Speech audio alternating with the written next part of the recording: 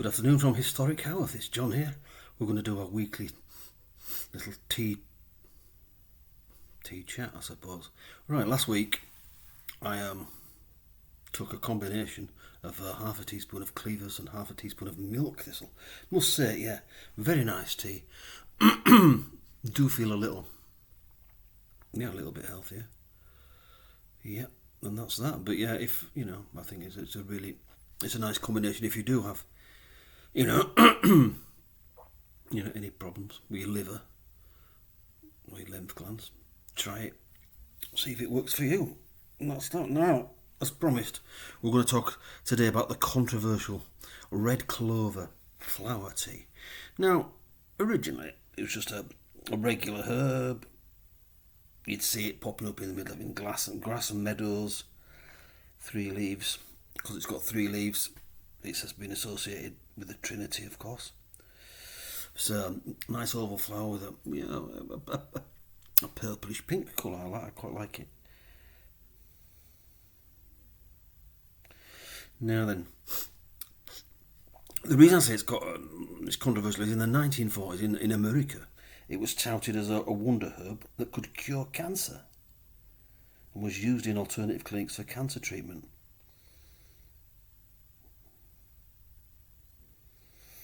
Yeah, and unfortunately the exaggerated claims of it being a cancer cure led to its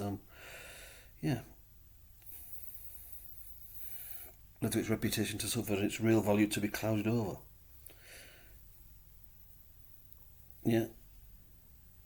Before that, it was used as a tonic for health and respected for its ability to reduce skin disorders. So let's have a look at the things it can do. Of course, as with all these things, coughs, colds, and bronchitis, red clover has a long history of use for respiratory infections. Good to know. Red clover can also be used as a rinse for dry hair. So if you've got dry hair, don't spend loads of money on expensive shampoos. Get out and dig up a few red clover flowers. Dry them and then make a hair rinse out of them. Sounds rather good. Also good for good for estrogen. It's apparently it contains estrogen. So that hints towards those menopausal menstruation difficulties. There we are. What else? Eye infections. Makes an excellent eye wash. So again, don't be spending. I've just been opticians. Blah blah blah. 170 quid for a pair of glasses. 170 quid for a pair of glasses. We've got a special tint though that'll do something unbelievable.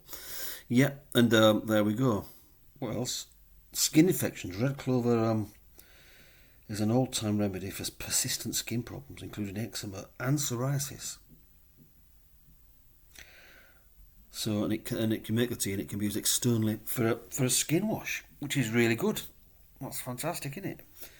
So let's get the bad boy out. This is one I've not tasted before, and let's go for it.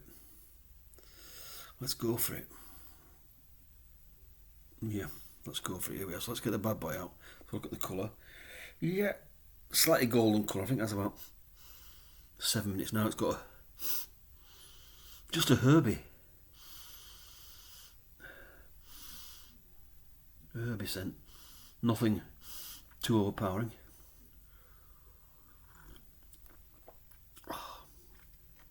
Taste. Straight away, you feel your mouth drop slightly. So I think that's to do with it's helping with respiratory infections. I think that might be a sign of that. But straight away you take it. No unpleasant taste at all. Slight hint of something.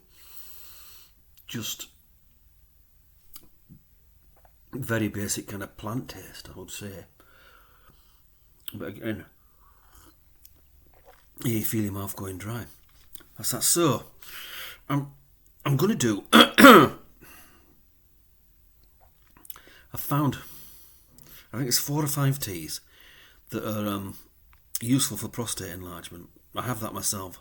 So I think for the next 4 or 5 weeks we're going to do, or for the next, what we're going to do, well, first of all we'll do the individual herbs, and then I think I'm going to try and work out some combinations to see if I can find the most effective combination. Yeah, it's quite staggering. It's quite staggering the amount of money you have to pay for these. I went online to a. I was going to mention the name of it. I don't want to disrespect, any companies. But yeah, I went online and it's like you're paying a lot of money for these tablets and stuff. And I would say, and it's incredible for a fraction of the cost if you can be bothered. I suppose it is. You totally haven't time because you've got to watch the X Factor or some splendid show that is. But we're told, that's just putting things, condensing ideas really, which is what I do. But anyway, what we find is, where did I go? I went to a local. It's a big name thing. I think that's on television. Health store. It's like, you get Well, I use a saw palmetto tincture rather. That costs roughly £18. But to get, I think it was a 30-day dose of saw palmetto tablets, it was something like £39. People are making a hell of a lot of money out of all these ailments when they don't need to. Simple teas will do the same effect. But actually, on a side note, I've been trying to source some dried saw palmetto berries to try and make some actually saw palmetto tea. Now, nigh on impossible. You can get powder, but I'm not sure that'll be that'll be that'll have the same thing. I mean, my plan was to get a pestle mortar and just crush them down a little bit, open them up a bit, and then steep them as I normally would a tea, but nigh on impossible to find.